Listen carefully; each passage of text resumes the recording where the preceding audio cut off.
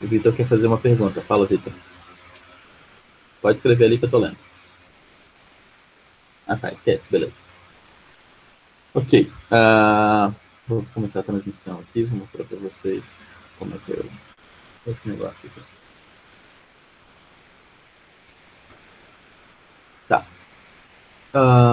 Primeira coisa que vocês têm que fazer para acessar o plural é ou vocês estão no computador e aí vocês usam essa página aqui, ó, plural com 2Ls.net. Vou colar aqui no chat de vocês. Inclusive, eu aconselho a vocês, se estiverem usando aí o navegador, já aproveita e abre e já deixa aí do lado, para se quiser mexer. Essa aqui, plural.net. E aí, o que acontece?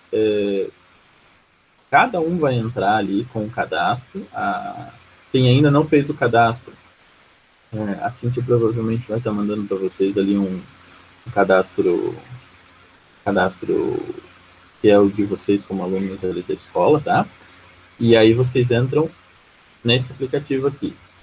Hoje, em específico, eu vou olhar o lance da revisão interativa, que é um dos botõezinhos que fica aqui do lado, tá? Isso aqui vai aparecer para vocês. Aqui, para mim, aparece vários por causa da questão de eu ser professor e aparece todos os livros e tal, mas eu vou olhar especificamente o livro de vocês e a atividade. Vocês vão ter 2 livros em cada um, né? Porque vocês têm o caderno de atividades e vocês têm o livro normal. Eu vou entrar aqui no livro normal e eu vou especificamente olhar um botãozinho aqui, ó, que é o revisão interativa. O que eu vou fazer?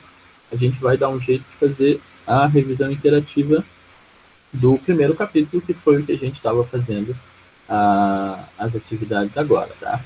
Eu vou entrar aqui, ó, revisão interativa, eu cliquei, ele abre uma nova janela automaticamente, e aí ele começa a misturar textos com atividades para vocês revisarem o que foi visto no capítulo 1, tá?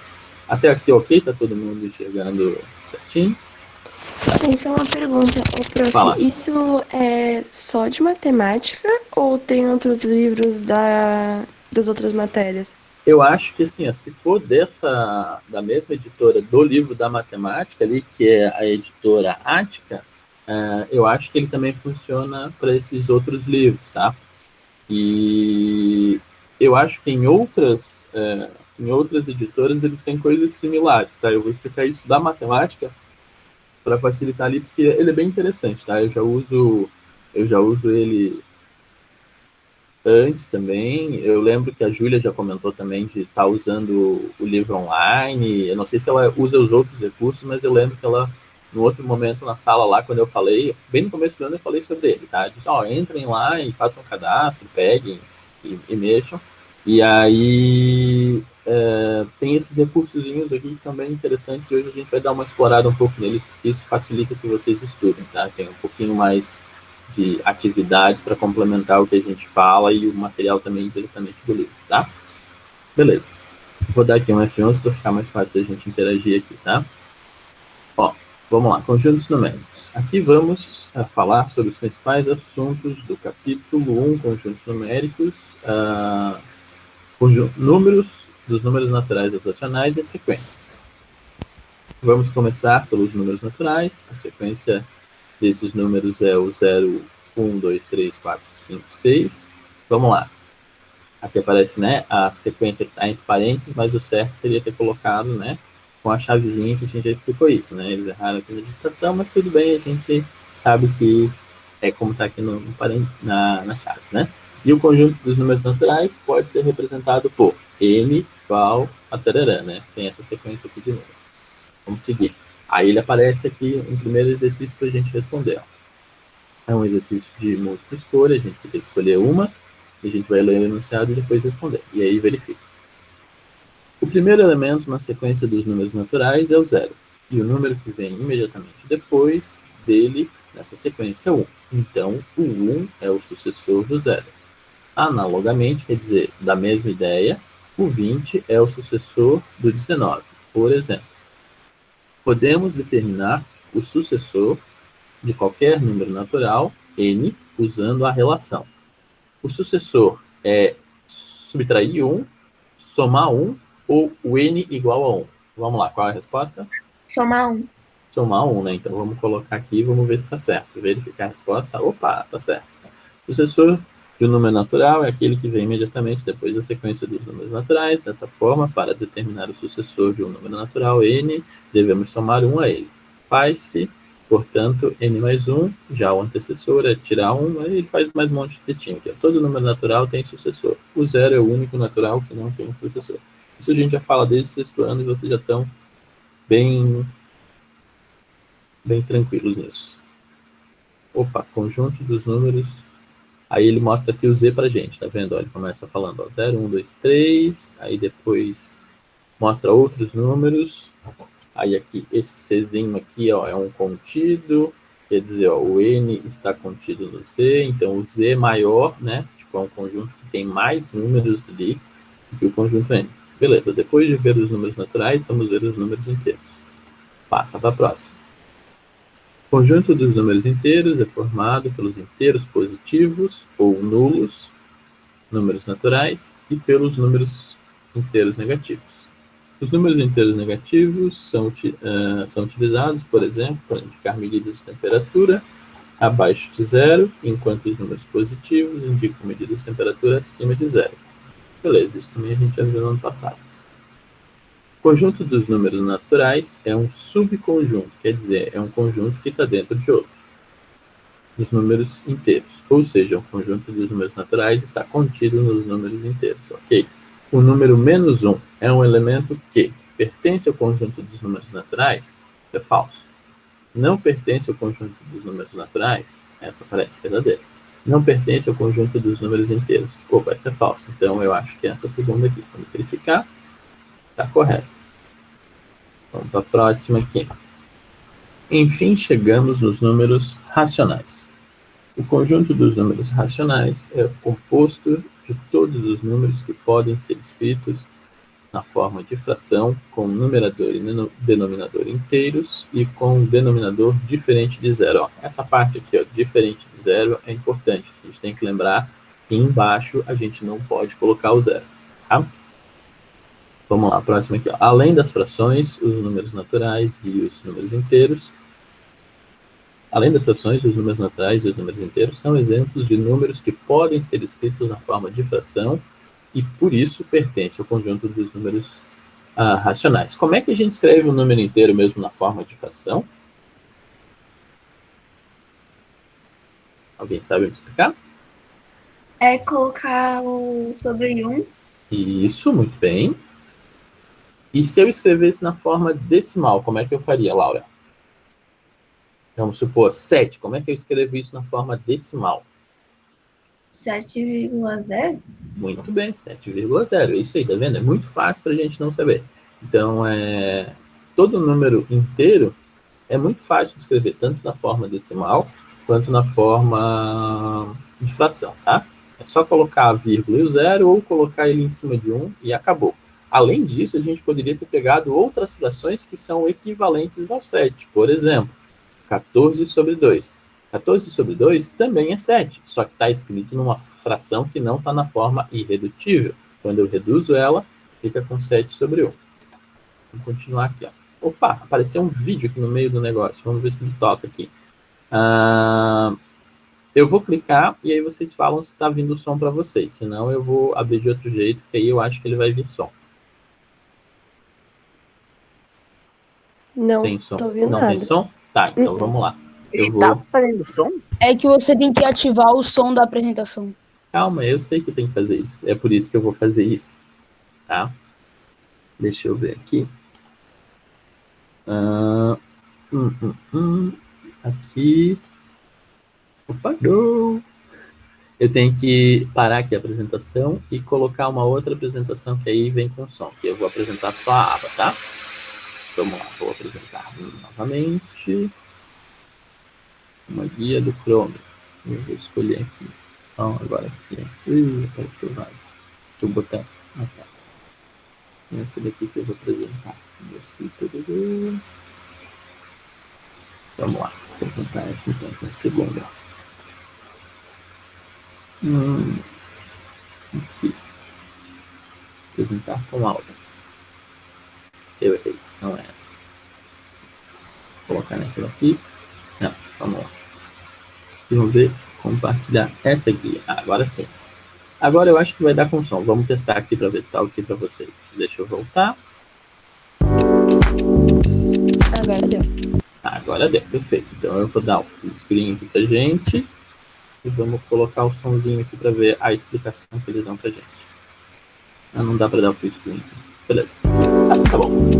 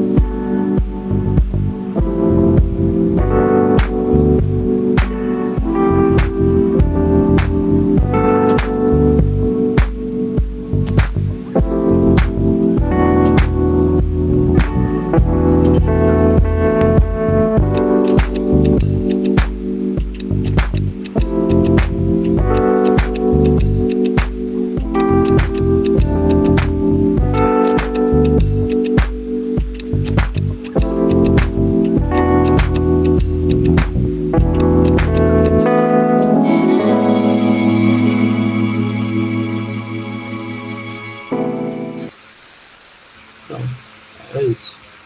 Tá. Deixa eu tirar desse modo aqui com som, que ele acaba consumindo muita apresentação. Vou voltar para o modo anterior, só um instantinho. Entrando agora.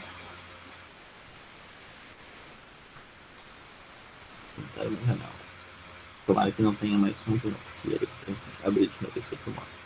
Tá, vamos continuar aqui. Beleza, então apareceu ali uma explicação de como fazer o lance da dízima periódica, né? Só que apareceu o jeito mais simples que tem, né? Aquele jeito que é o mais complicado, que a gente tinha que fazer um monte de vai lá e volta, isso, aquilo, não apareceu, né? Apareceu só o mais simples que a gente já sabia até desde o ano passado. Agora vamos ler a pergunta aqui referente ao que ele fez ali, ó. Agora vamos aplicar o estudo das operações de potenciação e radiciação usando o conjunto dos números estudados. Podemos reduzir. Aí a pergunta que ele vai fazer não tem nada a ver com o vídeo que a gente viu, não tem graça, tá vendo? Tá, mas tudo bem. Vamos lá, mas vamos responder ela aqui. Podemos reduzir um produto de 2 ou mais potências da mesma base, diferente de zero, a uma única potência, conservando a base e o que a gente faz quando a gente está multiplicando? É isso, multiplicando? Isso, produto é multiplicando. Ó, produto de duas potências da mesma base. O que a gente faz? A gente divide os expoentes, subtrai os expoentes ou soma os expoentes? Alguém lembra? Ninguém? O que a gente faz? Tá, Não é somar. Não é só. Eu ia falar não é soma. Soma dos expoentes, porque quando a gente multiplica as mesmas bases, soma os expoentes. Quando divide a mesma base, subtrai os expoentes, e quando tem a potência da potência, a gente multiplica, tá? Então aqui eu acho que vai estar certo, isso é. Ó, quando temos uma multiplicação de potências da mesma base, diferente de zero, podemos conservar a base, somar os expoentes para escrever o produto com uma única potência. Quando temos divisão de 2, temos a subtração, e ele não fala aqui da multiplicação. Vamos lá, ó, potência da potência, que é o próximo. Para reduzir uma potência de uma potência com a mesma base diferente de zero, em uma única potência, conservamos a mesma base e multiplicamos os expoentes. Tá correto? É isso aí. Vamos para a próxima. Aqui, ó. Na potenciação com expoente negativo, devemos usar o inverso da base elevado ao módulo do expoente. Podemos, por exemplo, 2 na menos 2 vai ser, pega o inverso do 2, que vai ser o meio, elevado na segunda, e depois a gente aplica a potência. Fica um quarto. E foi o que a gente explicou no outro dia, né? A gente teve um encontro, eu expliquei exatamente sobre isso, que a gente pegava o inverso do número, mantinha o mesmo número aqui sem o sinal, e depois fazia a potência normal. Nas potências de base 10, é preciso observar primeiro o sinal do expoente. Quando o expoente é um número inteiro positivo, vai ser a quantidade de zeros. Vamos ver se vai aparecer a explicação do negativo. Apareceu a explicação do negativo. Quando o expoente é um número inteiro negativo, a quantidade de casas decimais do resultado corresponde ao módulo expoente. Por exemplo, aqui, ó, 10 elevado a menos 5 vai ser o 1 sobre o 1 seguido de 5 zeros, e aí é só escrever de trás para frente, ó. 5 casas depois da vírgula, com 4 algarismos zeros e 1. Ó, repara o seguinte, ele está falando aqui, ó, tem 4 zeros depois da vírgula, mas tem um zero aqui antes também. É aquilo que eu falei, vocês pegam esse número aqui, escrevem ao contrário e colocam a vírgula no último zero aqui da frente, tá? Vamos lá. Notação científica. Esse negócio a gente não viu. Mas o que é notação científica? Notação científica nada mais é do que escrever com base 10, tá? Você tem um número na frente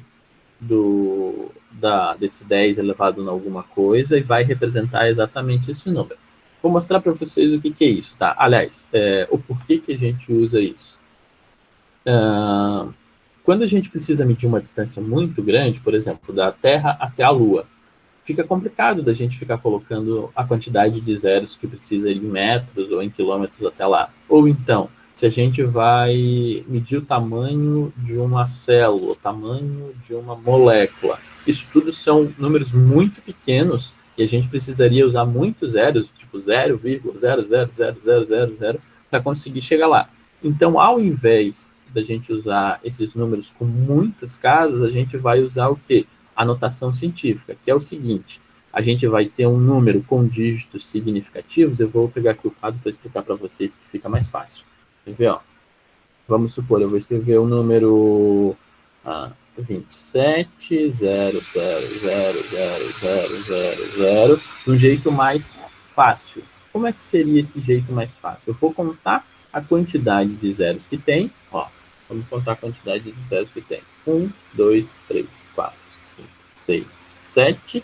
Só que além de contar o zero, eu vou contar também até chegar no primeiro número lá na frente dele. Então aqui, ó, 8. 1, 2, 3, 4, 5, 6, 7, 8. Então eu vou colocar 10 elevado a 8.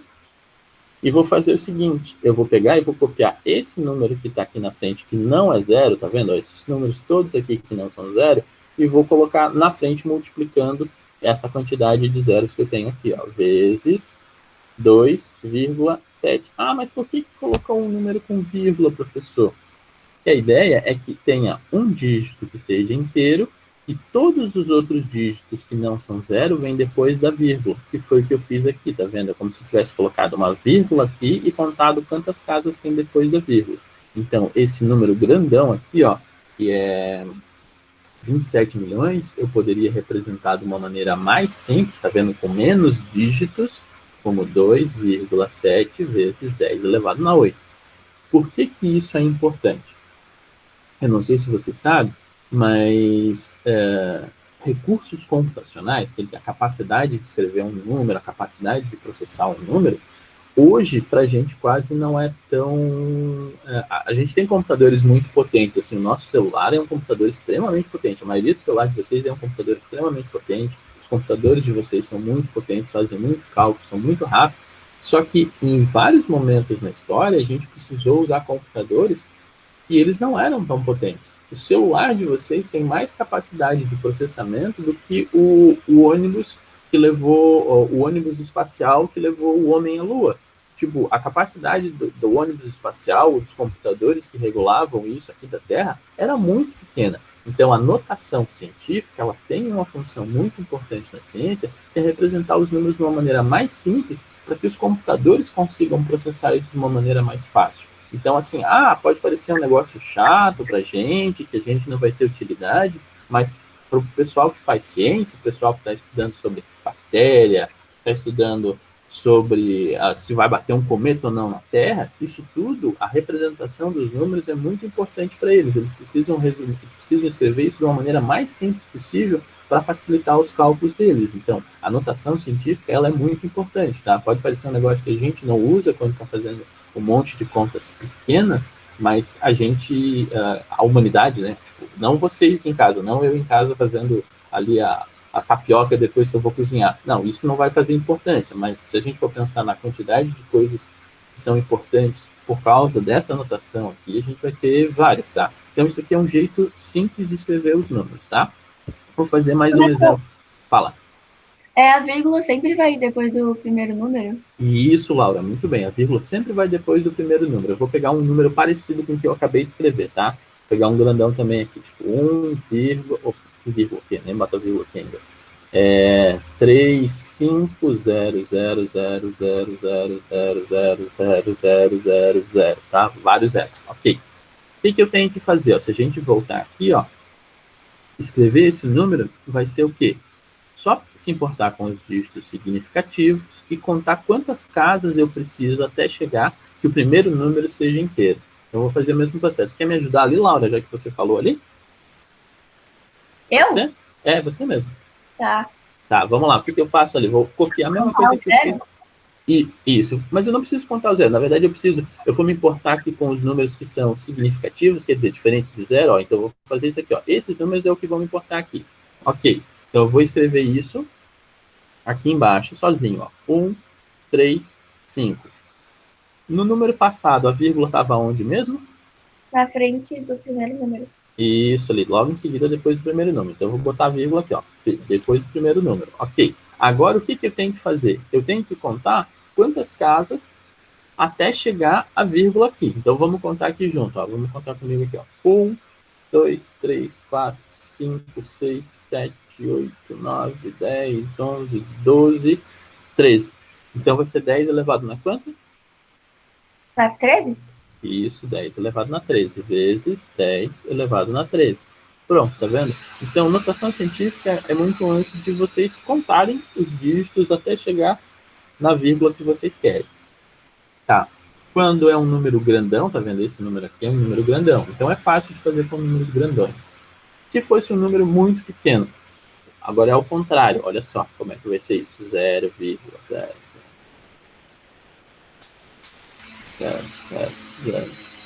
8. Opa, vou botar vírgula de novo aqui, não precisa. 6. Escrever colorido.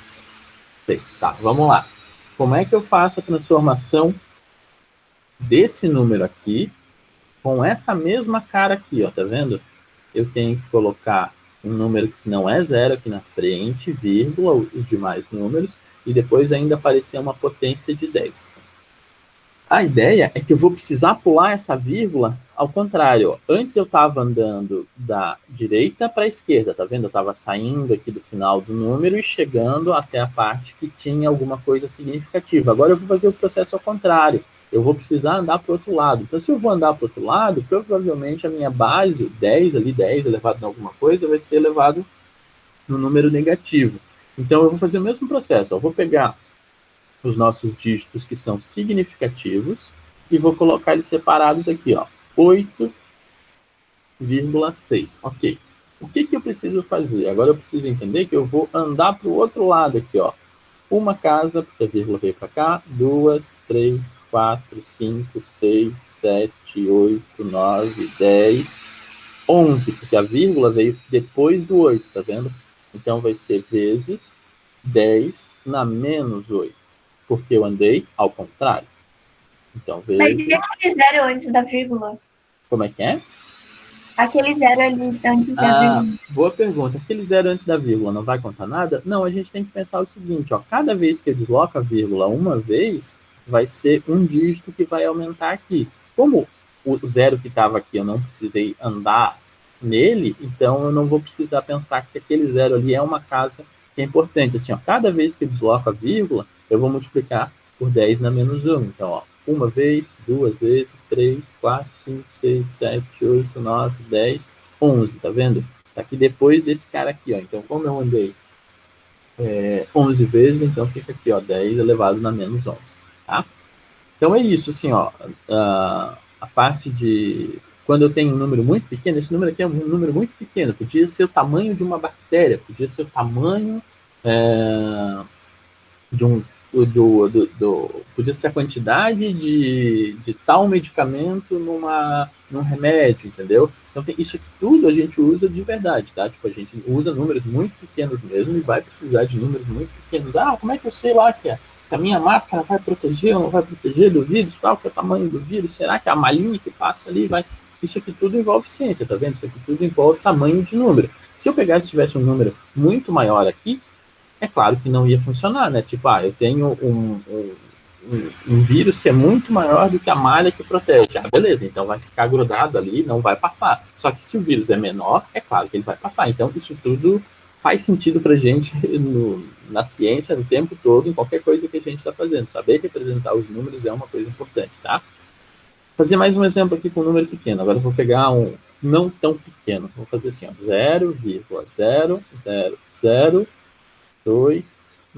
Tá, vou fazer esse número aqui na representação científica, que é um número relativamente não muito pequeno. O que eu preciso fazer? O mesmo esquema, ó. Separa os dígitos que são significativos, quer dizer que não são zeros. Vai lá, escreve eles sozinhos aqui, ó, 2,9. O que eu preciso fazer? Vamos andar agora com as vírgulas diretas, tá vendo? Ó, andei uma casa, andei duas casas, andei três casas, andei 4 casas. Então, ficou vezes 10 na menos 4. Tá vendo? Menos porque eu andei para a direita. Quando eu ando para a esquerda, fica positivo. Então, 2,9 vezes 10 na menos 4 é a representação científica desse número. Beleza, vamos responder o que ele pediu ali, que a gente vai fazer. Olha só, vou escrever esse número aqui, ó, 42,000,000. Tá, então eu vou lá, vou fazer aqui, ó, 42, ele ainda separa bem para ficar mais fácil da gente escrever. 4. Opa, tá pequeno esse aqui. Queria uma papel da nossa caneta mais gordinha. Era mais gordinha. Tá, aqui. Vamos lá, 42,000,000. É isso, né? É isso mesmo. Tá, vou fazer a representação científica disso aqui, ó. Mesmo esquema. Dígitos significativos, esses caras vêm para frente. 4,2. Ok. Quantas casas eu vou precisar andar ali, ó? 1, 2, 3, 4, 5, 6, 7. Então vai ser vezes 10 elevado a 7. Vamos ver se tem essa resposta aqui. Opa, tem a primeira. Verificar a resposta. Está correto. Então, esse lance de andar a vírgula é a representação científica. Deu para entender isso, pessoal? É um assunto que a gente não abordou ali de forma direta, não tinha falado ainda para vocês, mas é um negócio que é fácil. É literalmente só andar a vírgula e pronto. E escrever aqui 10 elevado numa potência positiva ou 10 elevado numa potência negativa. Quando que eu sei que é positivo ou negativo? Se o número é grandão, a potência vai ser positiva. Se o número é pequenininho, a potência vai ser negativa. E a gente tem que andar até chegar na nossa casa que precisamos colocar a vírgula aqui. E é sempre com esse mesmo formato, tem sempre a mesma cara, tá? Não precisa necessariamente ser apenas 2 dígitos, tá? Nesse caso aqui, eu peguei vários exemplos que tinham apenas 2 dígitos. Mas poderia ser que a gente tivesse assim, ó, tipo 8,674 vezes 10 elevado um número qualquer. Ter mais dígitos significativos aqui, e aí eu colocava esses dígitos significativos aqui também, tá? Algumas vezes eles pedem arredondamentos, tá? Então, em vez de usar 8,6 e mais um monte de dígito, eu colocaria 8,7, mas não é o que a gente está fazendo agora, tá? Mas isso é bem comum de usar na ciência, tá? Tipo, arredondamentos ali para ficar mais fácil para a gente. Vamos para a próxima parte aqui, ó.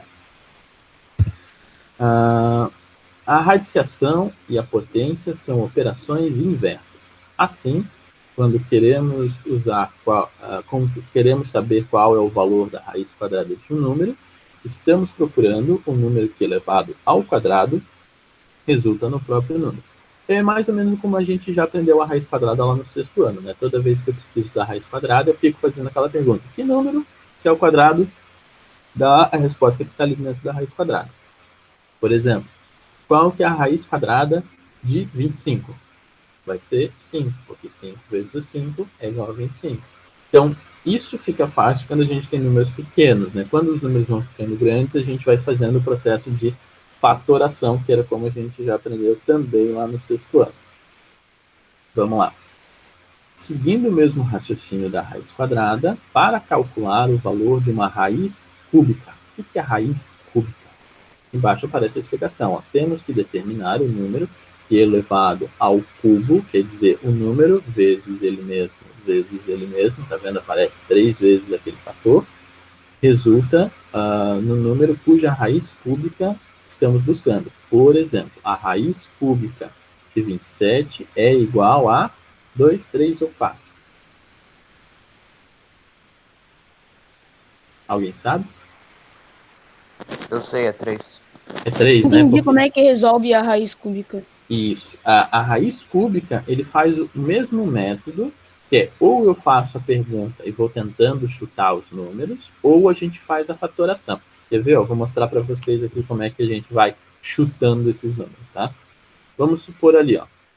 Se eu estou procurando uma raiz cúbica, é óbvio que eu vou fazer o teste com números ao cubo. Então, eu vou pegar lá 1 ao cubo. Quanto que é 1 ao cubo? É 1 vezes 1 vezes 1. E isso dá 1. Ok. Vamos para o próximo cubo ali, ó. 2 ao cubo, não na segunda. 2 ao cubo. Vai ser 2 vezes 2 vezes 2. E isso dá 8. Ok, então a gente sabe que raiz cúbica de 8 vai ser 2. Vamos para o próximo número. 3 ao cubo. 3 vezes 3 vezes 3. 3 vezes 3 dá 9. E 9 vezes 3, 27. Beleza.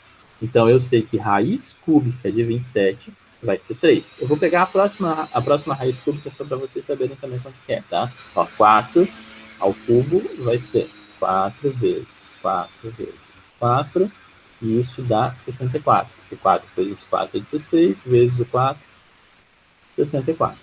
Ok, então se eu fizesse aqui, ó, raiz cúbica de 64, a resposta seria 4. Que a gente acabou de ver, né? 4 vezes 4 vezes 4 é 64. Esse processo é um processo lento, porque a gente teria que ficar testando, testando e testando.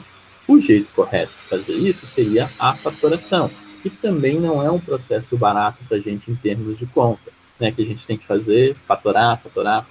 Vou fazer a do 27 para vocês lembrarem como é que é a fatoração do 27, tá? Ó, 27 e faz a fatoração. Dá para dividir por 2? Não dá. Eu divido por 3. Vai ficar 9, 3 de novo, 3 de novo, e aqui 3 e 1. E olha só o que aconteceu no final. Ficou 3 elevado ao cubo. Como eu tenho um ao cubo dentro de uma raiz cúbica, a ideia é que quando eu tenho a mesma operação sendo feita e desfeita, a gente consegue cancelar ela. O que sobrou ali? Sobrou só o 3. Por isso que a raiz cúbica de 3 ao cubo é 3. Tá vendo? A ideia é que a gente consegue cancelar se ela tem o mesmo número. Se por acaso aqui dentro fosse 2 e aqui fosse 3, não dava de cancelar. Se aqui fosse 4 e aqui fosse 3, também não dava de cancelar. Então a ideia é que a gente só consegue cancelar se esse número que está aqui no radical é o mesmo número que quando a gente fatorar vai ficar na potência aqui, tá? Isso não é o nosso assunto de agora, tá? Porque a gente não está estudando tanto isso a fundo para ficar se preocupando tanto com isso. Esse foi mais um exemplo dizendo, olha, existem outras raízes, tá? Beleza, então aqui continuamos, vamos para a próxima parte. Ó. Aqui ele aparece o lance de escrever aquilo que eu acabei de escrever ali no quadrinho, olha só. Como uma potência com expoente fracionário corresponde a uma raiz que podemos escolher qual forma utilizar para tornar os cálculos mais simples. Por exemplo, para determinar o valor de 25 elevado na 1 meio, é bem mais simples a forma de raiz quadrada, tá vendo? Porque quando a gente escreve um número elevado numa fração, na verdade está escrevendo na forma de uma raiz. Mas se tivermos que elevar esse número ao quadrado, torna-se mais simples realizar o cálculo usando a potência como expoente fracionário, tá? Isso também não é muito assunto que a gente estava vendo agora, é tanto que nem apareceu nos exercícios que a gente estava fazendo ali anteriormente. Vamos lá, vamos ler aqui o próximo exercício. No início desse capítulo, vimos sequências numéricas, como a sequência dos números naturais. 0, 1, 2, 3, 4, 5 e assim vai indo. Agora, vamos ver a lei de formação de uma sequência numérica, ou seja, a regra matemática que explica a relação entre os termos da sequência. Por exemplo, na sequência 4, 6, 10, aliás, 4 não apareceu 4 nenhum ali, é 6, 8, 10, 12, é possível a lei de formação, uma possível lei de formação é, tá, vamos olhar aqui, olha só, ele está andando de 2 em 2, certo? Então, a ideia é que quando passa para o próximo número, ele vai aumentar 2. Nessas 3 opções aqui, qual é a opção que aparece de vai aumentando de 2 em 2? É a última? É a última, né? Porque é 2 vezes o n. Quando eu coloco um número n ali, vamos supor, se eu coloco 1, olha só o que vai acontecer. 2 vezes 1 dá 2, e 2 mais 4 dá 6. Beleza, gerou o primeiro número. Vamos tentar o segundo agora. Vamos tentar colocar 2 aqui no lugar do n para ver o que acontece. 2 vezes 2 dá 4. 4 mais 4 dá 8.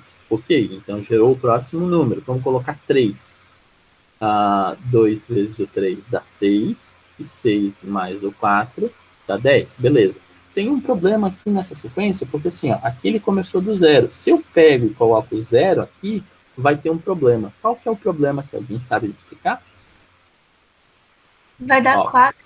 Isso, vai dar 4. Se der 4 aqui, ó, esse número não aparece nessa sequência. Então, de certo modo, para essa sequência ser condizente com o exemplo que aparece aqui em cima, dizendo, olha, as sequências começam do 0, depois o 1, 2, e assim vai indo, teria que ter aparecido o 4 aqui no começo. Mas tudo bem, a gente vai relevar e vai dizer, ó, beleza, se eu começar do 1, vai ficar, aqui é o primeiro termo, aqui é o segundo, e vai gerando a partir desse. Se eu tentar fazer com as outras, não vai dar certo. Quer ver? Se eu coloco 1 aqui no lugar do 6, dessa segunda, vai ficar 7. Aparece o termo 7 aqui? Não, não aparece. Se eu colocar o 1 aqui nesse aqui, até vai aparecer o 6. Mas quando eu tento o próximo número, ó, 2 mais 5 dá 7. 7 apareceu nessa sequência? Também não. Tá? Então, o único possível para gerar esses termos aqui, se a gente começar do 1, vai ser essa de baixo, tá certo aqui, ó. E aí ele explica, ó, para começar de 1, 2 e assim vai indo e gerando os próximos termos. Vamos para a próxima. Opa, chegamos ao fim desse capítulo. Nele vimos os conjuntos dos números naturais, o conjunto dos números inteiros e o conjunto dos números racionais. Também estudamos potenciação, radiciação e as sequências com esses números. Beleza. O que a gente acabou de ver? A gente viu um recurso que tinha aqui dentro do plural. Vocês podem fazer a mesma coisa com o capítulo 3 que a gente está olhando agora também, tá? Tudo bem que a gente ainda não terminou de ver o capítulo 3 e pode ser que tenham coisas que a gente ainda não viu. Então, dá uma segurada ali na revisão interativa, faz um pedacinho e aí se começar a aparecer alguma coisa que a gente não viu, deixa um pouquinho de lado e depois volta para ele. Tem outros recursos também aqui, vão ter testes, vão ter exercícios, tem um monte de coisa aqui que vocês vão explorando e descobrindo a mexer aqui, que tem mais ferramentas, tá? Beleza. Deixa eu puxar primeiro, agora que a gente ainda tem aqui uns minutinhos, deixa eu só várias vezes. Tá. O pessoal estava falando outra coisa. Tá. Teve algumas pessoas que não me entregaram essa atividade que era para ontem, tá? Eu vou dizer quem não me entregou. Vamos lá, deixa eu pegar aqui o meu caderninho. Ó, não entregou. O Gustavo não me entregou a atividade, a Manuela não me entregou a atividade e nem a Naomi. Nenhum dos 3 estão por aí, né? Eu falo com a Ná depois e com a Manu. Tá, nenhum dos 3 estão por aí. Então, beleza, assim, ó, se vocês puderem dar um toque para eles, dizendo, vocês não entregaram a atividade do professor, valia a nota, blá, blá, blá, blá, blá, blá. É importante que vocês ressaltem isso e para vocês também ficarem ligados para entregar as atividades direitinho, tá? Que bom que todo mundo entregou ali, a maioria do pessoal foi bem na atividade, gostei, eu tô vendo que o pessoal tá estudando, tá se dedicando ali a fazer as coisas, isso é legal, o pessoal tá perguntando por e-mail, continuem fazendo isso, se tiver dúvida, entre em contato comigo por e-mail, tá? Claro, não vão deixar para entrar em contato 5 minutos antes de entregar a atividade, porque não faz sentido, né?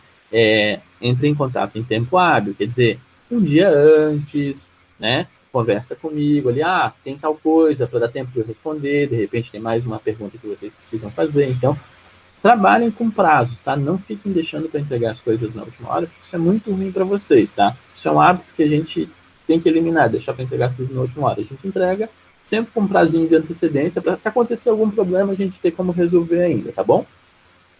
Então era isso, tá, pessoal? Deem uma olhada ali nesse aplicativo, vai chegar. Quem ainda não tem o login, vai chegar para vocês um login, aí vocês façam o cadastro ali, façam todos os procedimentos. Se tiver dúvida, num outro momento a gente tira uma dúvida aqui com vocês, todo mundo entra junto ali, cada um no seu em casa, e a gente pode testar para ver se está ok para todo mundo, beleza? Mais alguma pergunta, pessoal? Não. Então é isso, pessoal. Bom final de semana e bons estudos e bom descanso também. Vocês precisam descansar também, tá? Tchau, tchau. Tchau, Tchau, tchau. professor. Falou. Fala, professor. Tchau.